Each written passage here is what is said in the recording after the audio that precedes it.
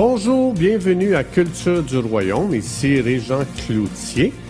Notre vision est d'équiper notre génération à découvrir leur nouvelle identité afin que tous puissent expérimenter leur plein potentiel. Pour en savoir plus, visitez notre site internet à cultureduroyaume.com. Bonne écoute!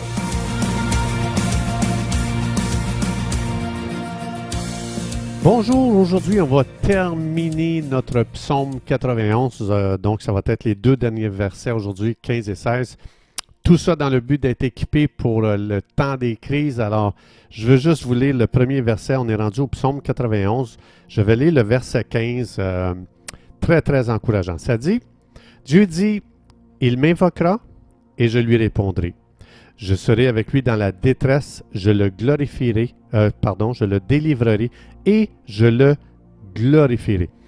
Ici, Dieu explique le cycle à travers lequel on va passer à chaque fois qu'on traverse des difficultés. Donc, je vous les relis. Pensez à ceci, ce cycle-là. Dieu dit, la première chose qu'on fait dans les difficultés, on invoque Dieu. Ça veut dire que je fais appel à lui. Seigneur, j'ai besoin de ton aide, envoie-moi du renfort. Fais quelque chose pour moi dans cette situation-là. Donc, je fais appel à Dieu. La deuxième chose qu'il dit, je te promets, je vais répondre. Jamais, jamais que Dieu est indifférent à ce que je traverse. Alors, Dieu dit, il ne sera jamais indifférent. Et ensuite, il dit qu'il vient avec moi dans la situation difficile. Ça veut dire que Dieu me promet sa présence. Rappelez-vous, dans la pensée juste avant, au verset 14, on avait parlé que la paix dans ce monde, c'est absence de trouble. La paix avec Dieu, c'est sa présence, c'est pas absence de trouble. Ensuite de ça, il dit, il me délivre. Ça veut dire que Dieu promet qu'il va toujours agir. Et ensuite de ça, il dit qu'il me glorifiera. Dieu va me glorifier, ou encore un autre mot, un synonyme, il va m'honorer dans la situation. Ça veut dire que jamais je vais sortir d'une difficulté, une épreuve, humilié. Je vais sortir de cette situation plus fort, plus grand, plus prospère à tous les niveaux. Donc, Dieu ici est en train de dire, ce sera toujours à mon avantage, je serai toujours gagnant. Ça veut dire, même dans toutes les difficultés, je vais toujours m'en sortir gagnant. Et je termine avec le verset 16, le fameux dernier verset qui est aussi une protection assurée. Dieu dit, tu vas être satisfait avec une longue vie bien remplie et tu vas jouir de la plénitude de ma délivrance. Ça, c'est très important. Il y a une super protection ici dans ce verset. Rappelez-vous, le psaume 91, c'est toujours pour nous expliquer que chaque parole qui est dans le psaume cible ma protection. Dieu veut me rassurer que je suis protégé avec lui. Comment est-ce que je suis protégé avec ce verset-là ici? Bien, c'est de savoir que Dieu a préparé des longs jours pour moi. Ce que ça veut dire, je vais juste, on va se mettre en contexte ici. Là, je vais aller dans le Nouveau Testament juste pour qu'on comprenne ce verset-là encore mieux. Dans Jean 5,30, Jésus dit « Rien de ce que je fais est de ma propre initiative, parce que je ne fais rien de moi-même. Je suis venu pour accomplir les désirs de mon Père qui m'a envoyé. » Donc, quand Jésus est venu sur la terre, il a fait que ce que son Père voulait qu'il fasse. Il accomplissait les désirs de son Père. Ensuite, dans Jean 5,43, Jésus dit « Je suis venu pour représenter mon Père. » Ça veut dire que dans chaque situation, Jésus représentait le cœur du Père pour cette personne.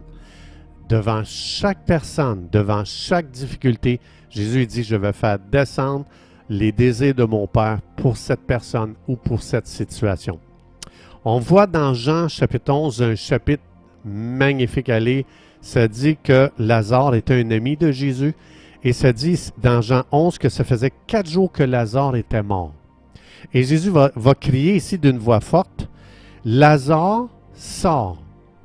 Et le mort sorti, qui est Lazare, les pieds et les mains liés de bandes et le visage enveloppé d'un linge, Jésus leur dit « Déliez-le et laissez-le aller. » Ce que Jésus est en train de dire, comme on a lu dans les versets avant, Jésus dit « Je suis venu juste pour représenter mon Père pour chaque personne et chaque situation. » Ici, Jésus est devant un homme qui est mort, qui s'appelle Lazare, et Jésus va dire à Lazare de sortir du tombeau, de sortir de la mort, de revenir à la vie. Ce que ça veut dire, c'est que Lazare est mort prématurément. Jésus le dit, je vais juste vous montrer ce que mon Père pense devant une situation, puis ce que mon Père veut faire pour cette personne.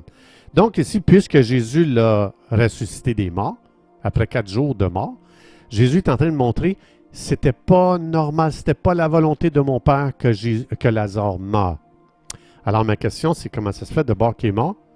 Qui l'a fait mourir ou qui l'a tué?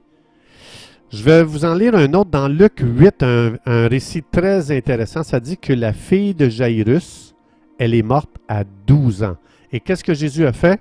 Vous lirez ce texte-là pour vous-même.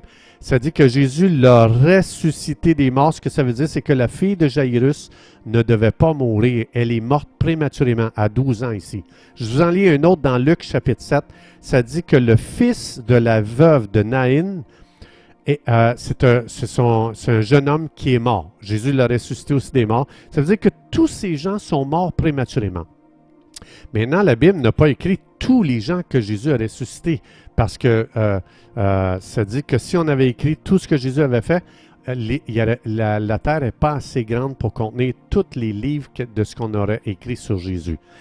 Ce que Jésus voulait nous montrer, c'est que il y a des gens qui meurent prématurément. Dans le psaume 91, on a vu que Dieu, il dit « Mon cœur ». Dieu dit « Mon cœur, pour toi, là, c'est une longue vie, tu vas être rassasié de longs jours. » Ça, c'est le cœur de Dieu. Ça veut dire, si je sais d'avance que Dieu a une longue vie pour moi, que je vais être rassasié de longs jours, bien, ça veut dire que ça, c'est une protection. Ça veut dire, si jamais il m'arrive un incident et que je meurs avant d'avoir eu des longs jours satisfaits, rassasiés, ça veut dire que j'ai l'autorité de prendre autorité sur cet événement-là. Je peux réclamer une résurrection, je peux réclamer que la vie revienne ou en moi ou dans quelqu'un d'autre.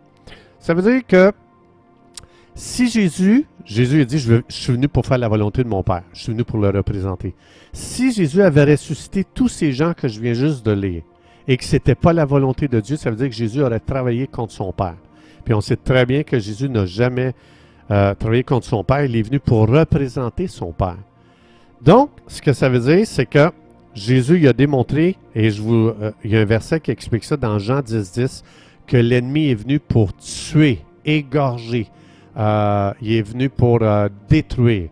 Donc, il faut savoir qu'il y a un ennemi qui s'appelle Satan dans la Bible, que lui, c'est le prince de la mort. Jésus est le prince de la vie, il est le prince de la paix, mais le Satan, qui est l'auteur de la mort, en fin de compte, lui, c'est ce qu'il veut faire. Il veut qu'on meure prématurément.